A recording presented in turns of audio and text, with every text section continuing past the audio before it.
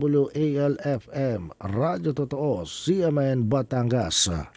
CNN Live Nationwide. Renz Belda, magandang araw sa iyo. Magandang umaga Ariel, magandang umaga Pilipinas.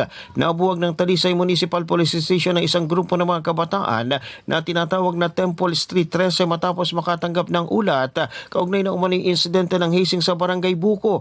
Batay sa sinagawang investigasyon ng pulisya, napag-alamang karamihan sa mga miyembro ng grupo ay mga minor de edad. Lumabas din sa pagsisiyasat ng grupo ay nagmula sa lungsod ng Santo Tomas at nakapanghikayat ng mga kabataan mula sa iba pang karatig lugar.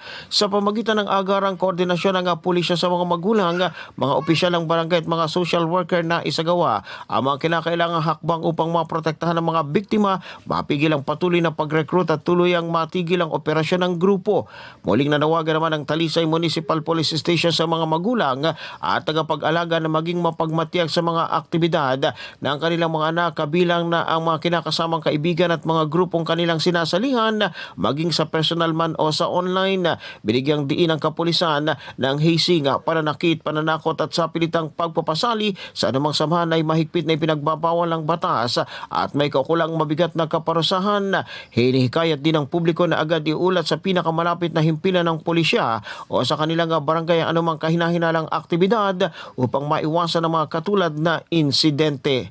Mula sa DWALFM 95.9, ito si Renz Belda ng CMN Batangas nag-uulat live para sa CMN Pilipinas.